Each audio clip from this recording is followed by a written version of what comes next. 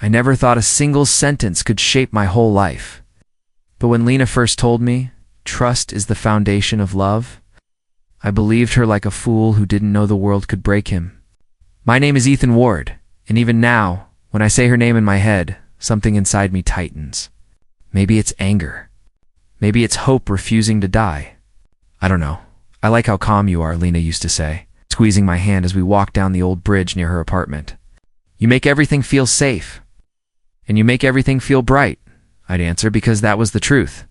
She was all fire and color, and I was just trying to keep up. Noah, my best friend, never trusted her as easily as I did.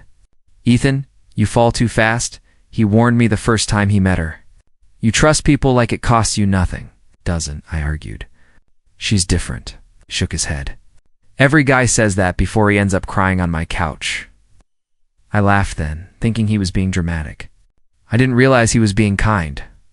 Grace, Lena's friend, acted polite but strange around me. Like she knew a joke I didn't understand. So you're the famous Ethan, she said the first time we met at a cafe. Lena talks about you a lot. I hope in a good way, I joked. In many ways, she replied, giving Lena a look I couldn't read. Later, I asked Lena, what was that about? She's weird, Lena said quickly. Ignore her. And I did. I ignored a lot of things back then. One night, while we lay on her couch, Lena rested her head on my chest and whispered, Promise you'll always trust me. Do, I said. I trust you more than anyone, she smiled. But something flickered in her eyes. Something sharp. Something tired. I pretended I didn't see it. We talked about everything back then. What do you want in the future? I asked her once. A life where someone chooses me every day, she said. I choose you every day already. She turned to me, touched my cheek and breathed, and that's why you're the safest thing I have. But even then, she kept her phone face down.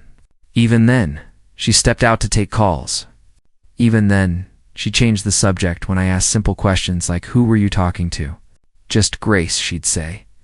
Don't worry, I always believed her.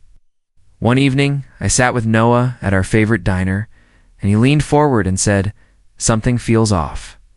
Ethan, don't look at me like that, just listen. She hides things. She's private, I insisted. She's secretive, he corrected. Big difference. Maybe you're reading too much into it. No, he said softly. I just don't want you hurt. I changed the subject because hearing the truth was harder than hiding in a lie.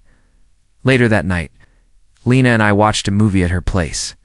She leaned against me, laughing at the cheesy jokes, and for a moment, everything felt perfect again. I wanted to freeze that moment forever, hold it tight, protect it from whatever darkness waited behind her careful smile. I'm lucky to have you, I told her. You are, she joked, then nudged me. I'm kidding. Maybe I'm lucky too. The movie ended, and she fell asleep with her head on my shoulder. I sat still, listening to her soft breathing, thinking that love could solve anything as long as trust stayed solid. Then her phone buzzed. The screen lit up with a name I didn't recognize. Unknown? Are you awake? Before I could read more, Lena jerked awake, grabbed her phone, and turned it face down again. Who is that? I asked gently. No one, she said too fast. Just spam. At midnight. Yes, Ethan, don't start. I held up my hands. I'm not starting anything. It's nothing. She snapped, then closed her eyes and whispered, Sorry, I'm tired. I nodded, but the truth settled heavy in my stomach. Something wasn't right. Something was cracking underneath the surface of her perfect words and perfect promises. As we lay there in silence, I told myself trust meant letting things go. But the glow of that midnight message burned inside me long after her. Breathing slowed again, and for the first time since I met her. I felt myself slipping out of the foundation she promised and into something I didn't understand at all. Still, I wrapped my arm around her, pretending everything was fine, pretending the message meant nothing. I closed my eyes and told myself love needed trust, even as I felt it slipping away inside me. I tried to breathe through it. I knew something was changing when Lena wouldn't look at me while texting. She angled her body away, her shoulders tight, her smile thinner than before, Everything okay? I asked one afternoon when she suddenly locked her phone. Yes, Ethan. Why do you always ask that? She replied without meeting my eyes. I don't always ask, I said quietly. You just seem different lately. I'm fine, she insisted, standing up. Don't overthink everything. No, I'm trying to understand. Then stop trying so hard, she cut in. The words hit harder than she probably meant. Maybe later. I told Noah about it while we sat on the hood of his car. She hides her phone now, I said. She never did that before. She's hiding something, Noah replied instantly. You don't know that? I do, he argued. Girls don't suddenly switch behavior for fun. You're assuming the worst. I'm trying to protect you from the worst. I sighed, rubbing my face. I don't want to fight her. You're not fighting her, he said. You're fighting for yourself? Didn't know how to answer that.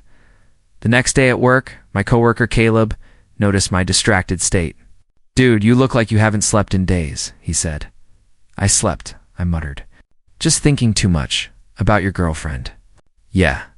He leaned against my desk. Want to talk about it? She's different, I admitted. Less open. Less warm. People don't change without a reason, he said. Find the reason. It's not that simple. It is, he insisted. You just don't want the answer. His words stung because they felt true. That evening, I met Lena and Grace at a cafe. Grace watched me closely, like she was waiting for me to slip. Ethan, you look tired, she said. I'm fine, I answered. Just worried? About what? She asked too quickly. I stared at her. Why do you sound nervous? She laughed, fake and sharp. I'm not nervous. You look stressed. That's all. Lena shot her a look, one I couldn't understand. Can we not do this? Lena said. I just want a peaceful night. Then talk to me, I said. Something's off, Lena groaned. Not again. Why won't you tell me what's going on? Because nothing is going on, she snapped. You're creating problems.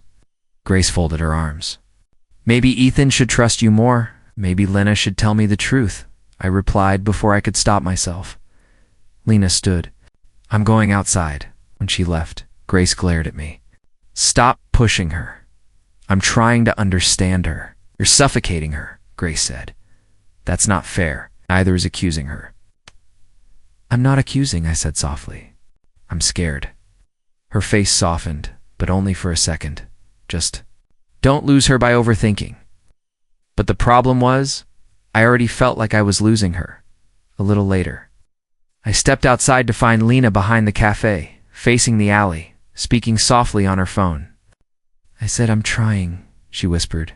No, he doesn't know. He has no idea.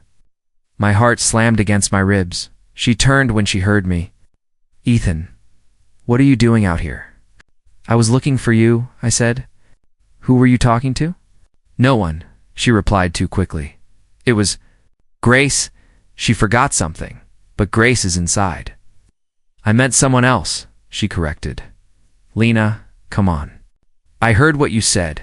You misheard. I know your voice, I said.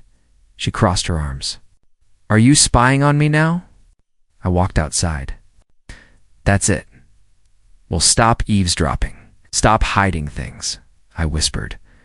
Her jaw tightened. I'm going home. She brushed past me, and I followed, but she didn't speak again. Back at her apartment, she sat on the couch, scrolling through her phone. She tilted the screen away from me every time I moved. Can we talk? I asked. I'm tired, she said. Maybe tomorrow.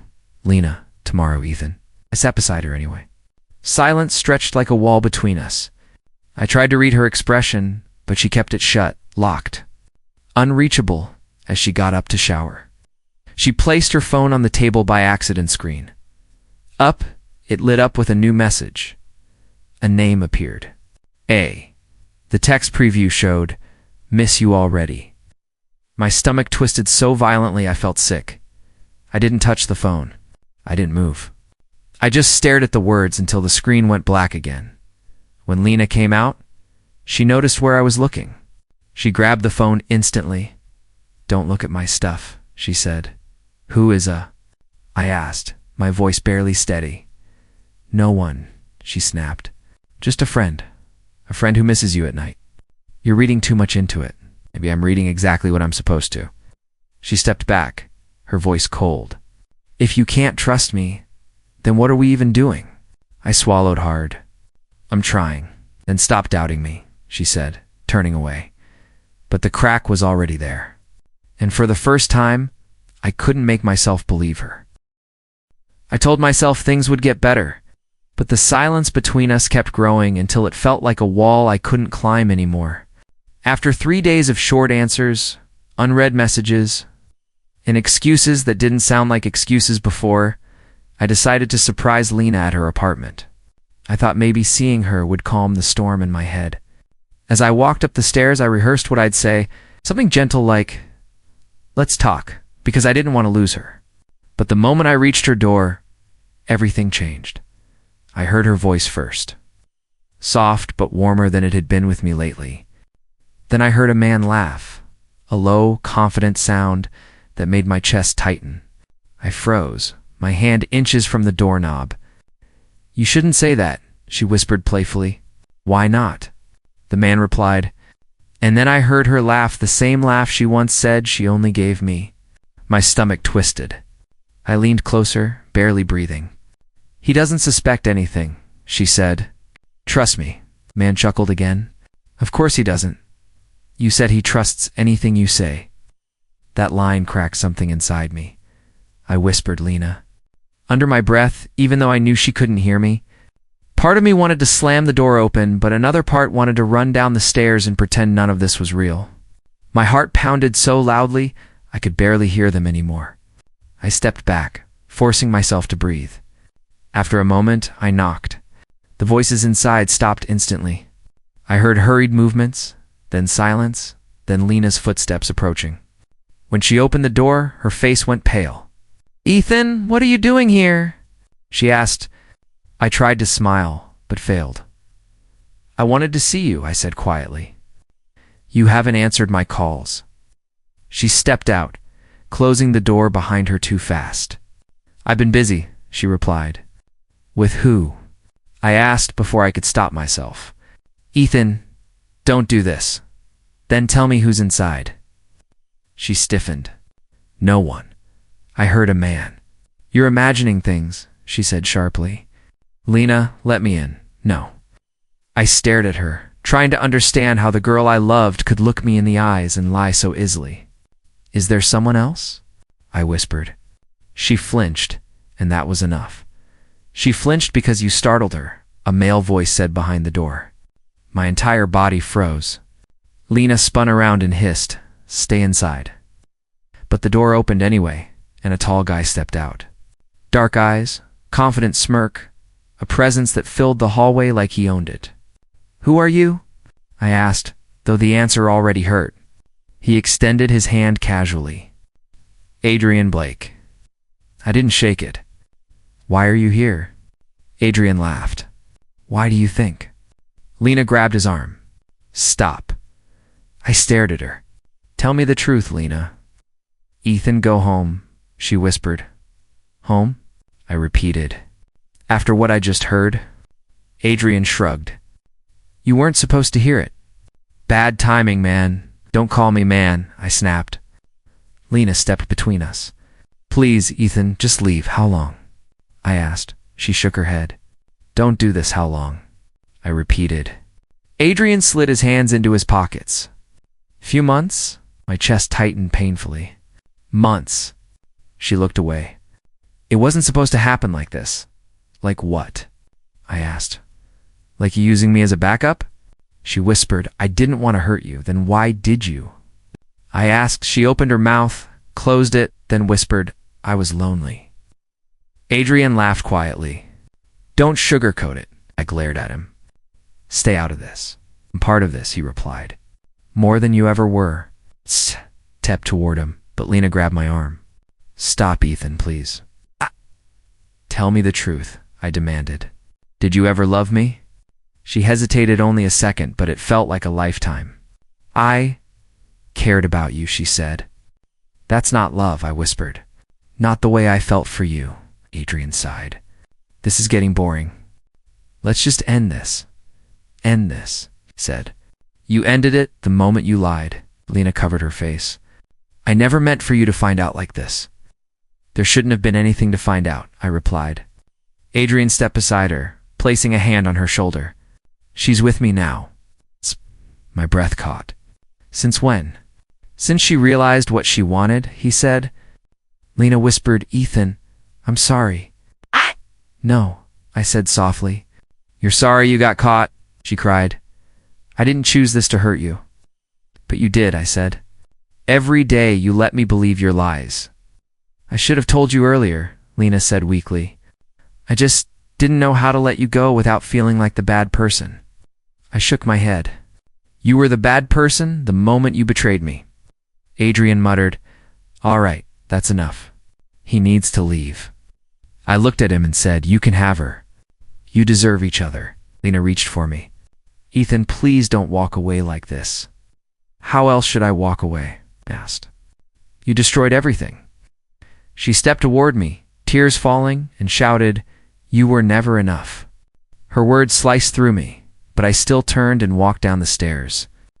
Leaving the pieces of myself behind there, I sat on the edge of my bed, staring at the floor as the weight of everything pressed against my chest. I can't breathe like this, I muttered, rubbing my hands over my face. My phone buzzed again, another message from Noah, but I couldn't bring myself to answer yet. The silence in my room felt louder than any words I could manage. When I finally picked up the call, Noah didn't waste a second. Ethan, where the hell are you? I've been calling for hours. I'm here, I whispered. I'm just not okay. No kidding, he snapped, though his voice softened right after. Talk to me, man. What happened after you left her place? I don't know, I said. Everything feels blurry. I keep hearing her voice saying I was never enough. The words burned coming out. Noah cursed. She's twisted.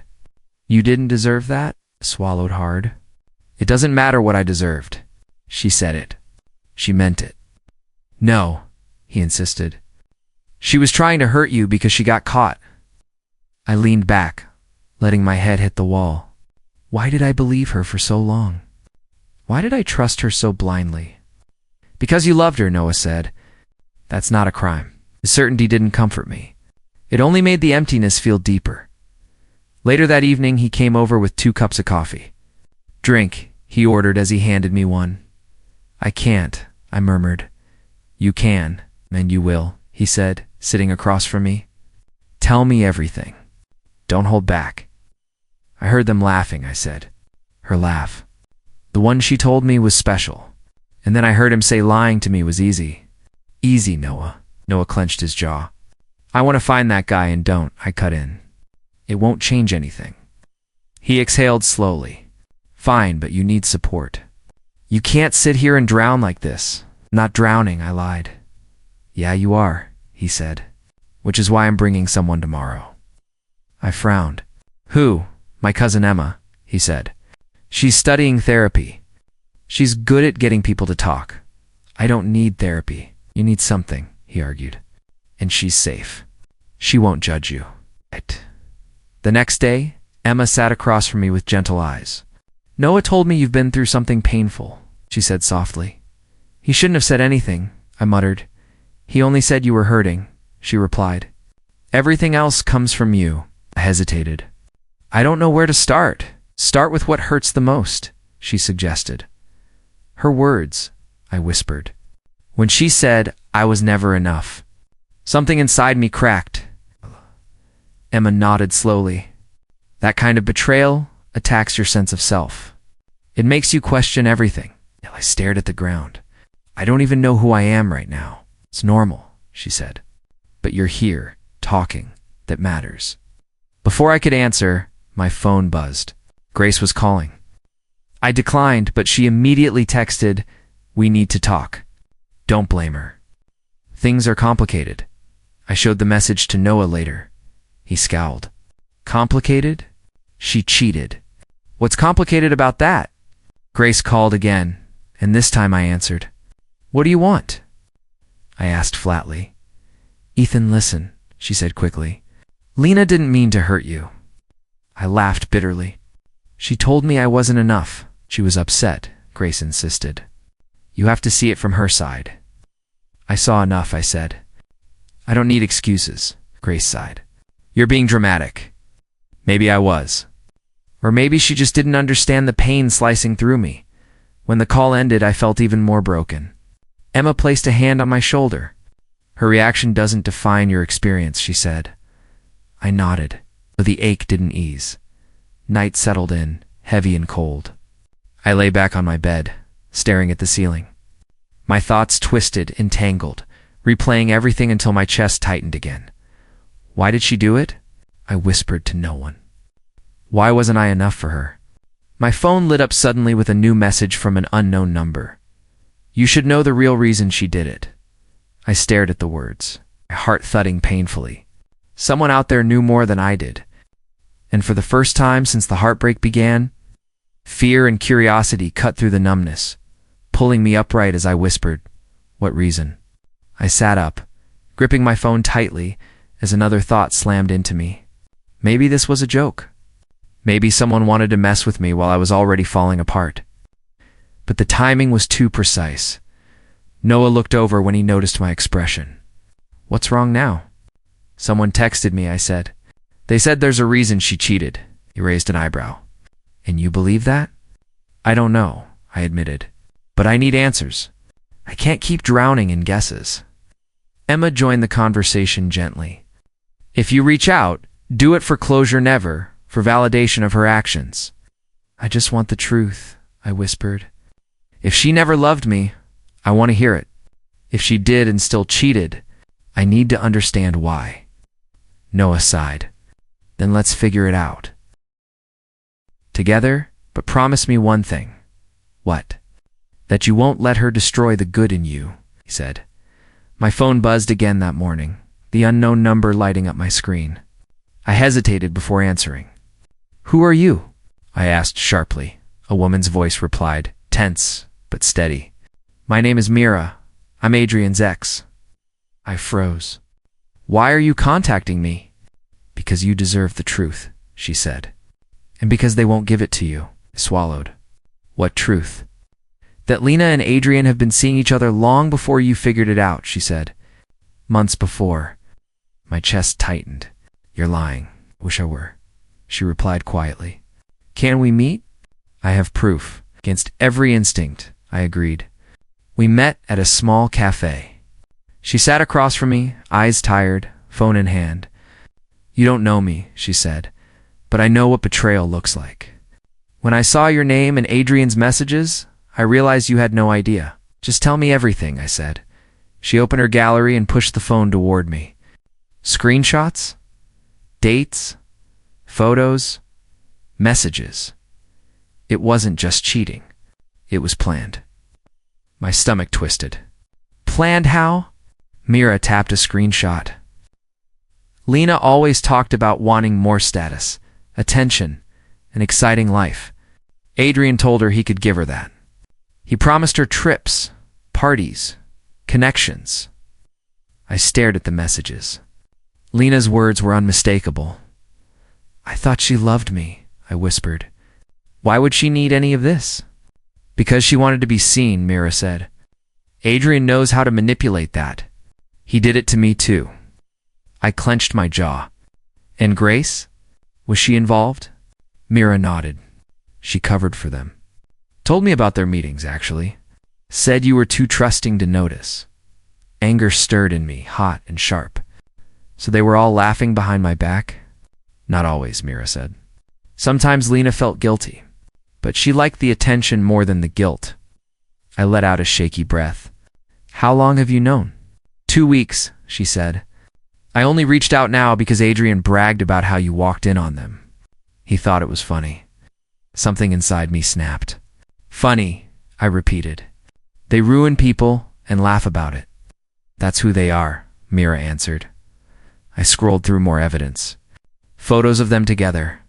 Time-stamped messages. Plans made on nights she told me she was exhausted or studying. I rubbed my temples. Why are you helping me? You don't owe me anything, no, she said. But I know what it's like to feel stupid for trusting someone. I don't want you stuck in the same loop I was. Her honesty cut deeper than the screenshots. Thank you, I whispered. Don't thank me yet, she said. There's more. My heart dropped. More, she leaned in. Adrian told Lena you were too easy, that she could say anything and you'd believe it. She liked that control. I thought trust was supposed to be a good thing, I murmured. For the right person, yes, she said, but Lena wasn't the right person. Silence settled between us until I finally asked, did she ever say she loved him? She said she loved the life he offered, Myra replied. Not him. I felt something shift through the pain, a cold clarity. So I wasn't the problem, I said under my breath. Myra nodded. No, you were just stable, kind, predictable.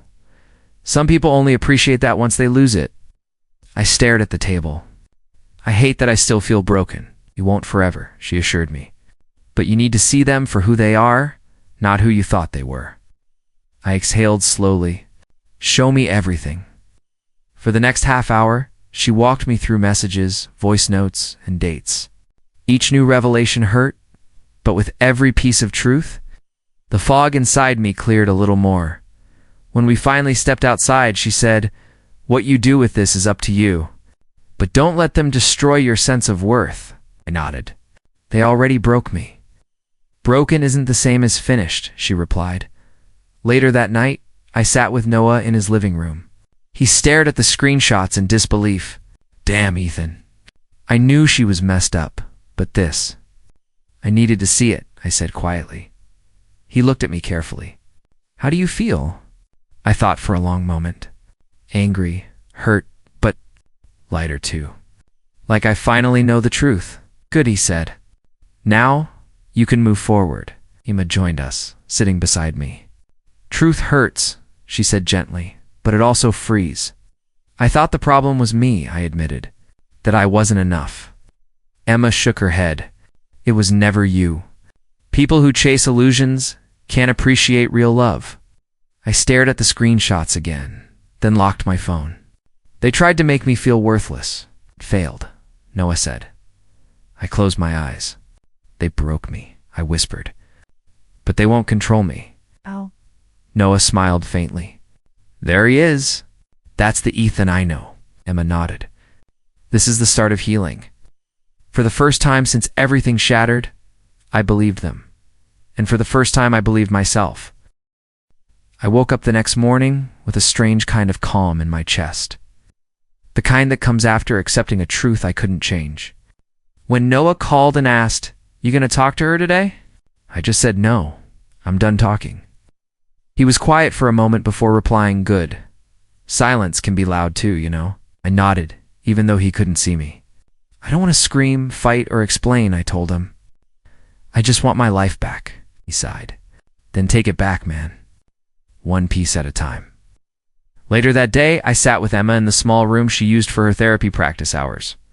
"So," she said softly, "how are you holding up?" I shrugged. "Better," I answered.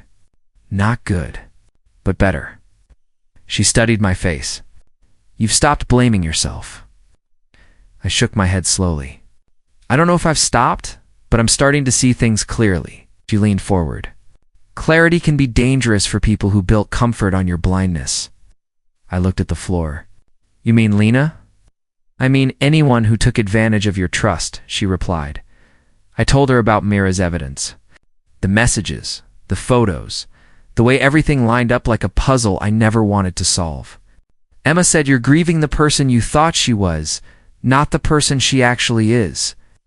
I rubbed my forehead. "It feels like I was in a dream, and now I'm waking up." She nodded. "Good. Waking up means you're alive." That afternoon, Noah called again. "Bro, guess what?" he said immediately. "Lena and Adrian are fighting, like loudly." I frowned. "How do you know?" "Grace made a post that sounded like a breakup poem written by someone who can't spell," he said. I almost laughed. "What did it say?" "Something like people who take what isn't theirs lose what they never deserved." I shook my head. "So Grace finally grew a conscience?" Noah snorted. "No, she just likes drama." Then he added, "But also, Adrian was cheating on Lena." Mira confirmed it. The next day, Mira texted me. They're falling apart. She thought he'd give her a perfect life. Instead, he's lying to her the same way he lied to you. I stared at the message for a long time before replying, I'm not surprised. She sent another text. Just wanted you to know. Not to hurt you, Jess, so you see it wasn't about you. I responded, I know that now. Thank you. I went for a walk later, trying to clear my head. I wasn't thinking of Lena or Adrian. I was thinking about my choices, my future, the version of myself I wanted to rebuild. Emma's words echoed in my mind. Silence is a boundary, not weakness. I repeated the sentence under my breath. For the first time, it made sense. That evening, I ended up at a cafe near downtown. I ordered coffee and sat by the window. I felt calm, almost steady. But the door opened, and everything inside me tensed. Lena walked in. Her hair was messy, her eyes tired. She looked like someone carrying a storm. She didn't see me at first, but when she turned, her eyes widened. Ethan, she whispered. I looked at her briefly and then looked away. She approached slowly. Can we talk? She asked. Her voice was small, shaky. I didn't answer. She sat down across from me. Please, I just want to explain. I lifted my coffee and took a sip. Explain what? I finally said. She swallowed hard. Everything. I made mistakes. I know I hurt you. But Lena, I said calmly, I don't need your reasons. You deserve an explanation. Maybe, I said, but I don't need it. She looked stunned. So that's it? You don't care anymore? I met her eyes. I care about myself more. She looked down, her voice cracking. Adrian lied to me. I'm aware, I replied. He never cared, she whispered. He used me. He used everyone, I said. But that doesn't change what you did. Tears pooled in her eyes. I didn't think you'd ever walk away from me. I nodded. I know. She reached for my hand, but I pulled it back. Ethan, please, she said softly. Say something. I stood up. I already did. She looked confused. When I turned toward the exit, when I chose silence, I walked past her without looking back. For the first time, it didn't hurt. When I stepped outside, the cold air hit my face, but I felt lighter. Noah called a few minutes later. Where are you? He asked. Downtown, I said. Ran into Lena. And he asked quickly. Nothing, I answered. Because I said nothing. He let out a breath. Damn, that's power, man. When I got home that night, I sat on my bed and whispered to myself, I'm getting stronger. And for the first time, I believed the words. Silence wasn't weakness. It was the first step toward taking my life back.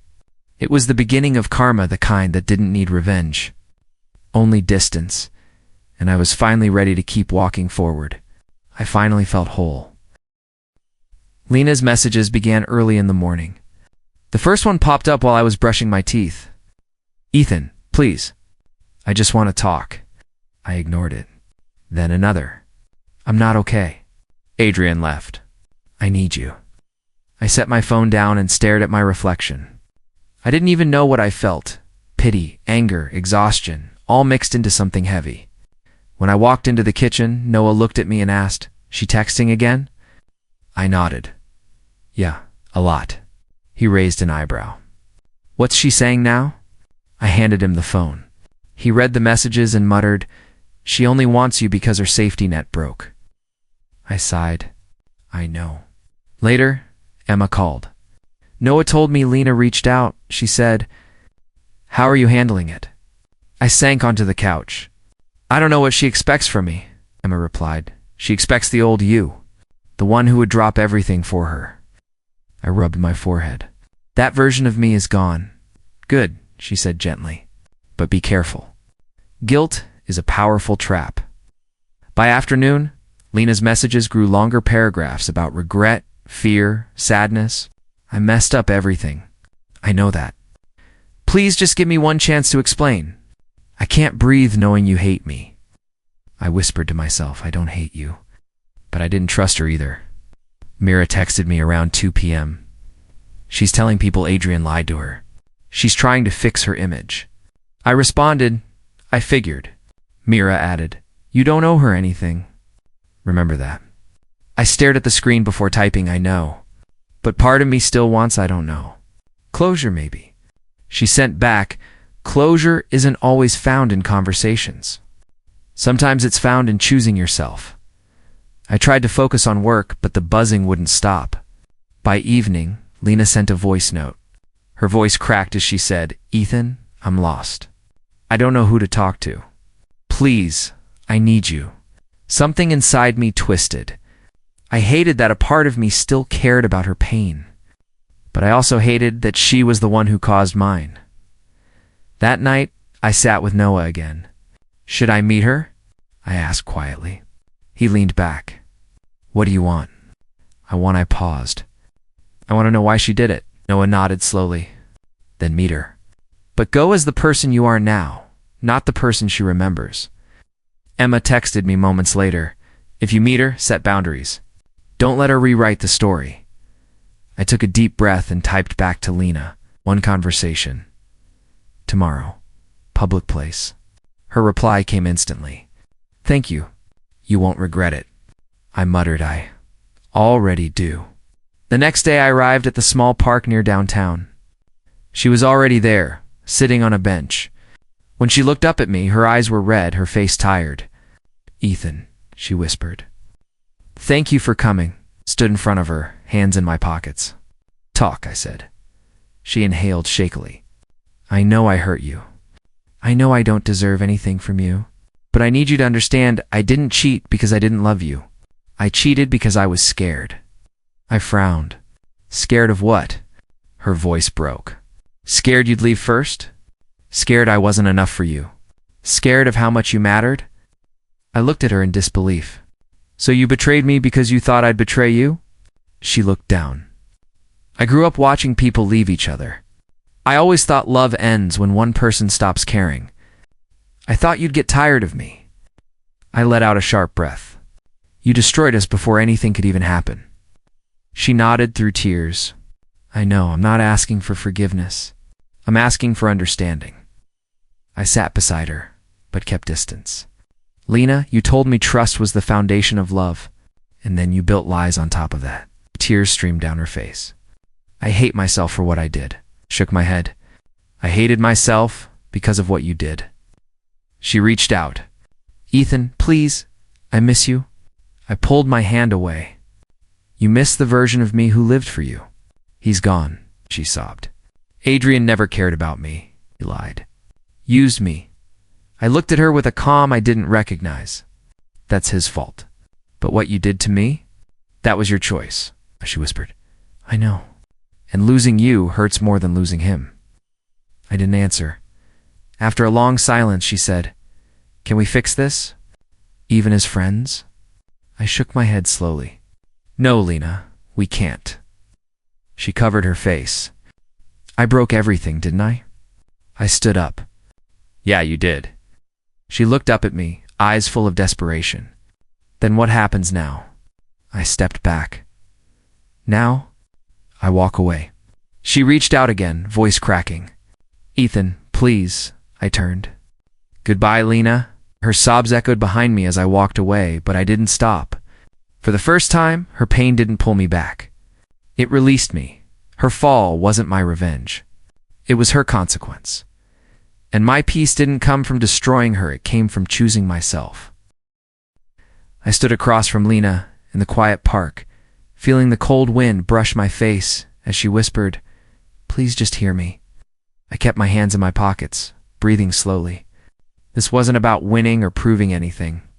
It was about choosing myself. "I'm listening," I said. Calm, distant. She stepped closer. "I know I destroyed everything. I know I don't deserve anything from you.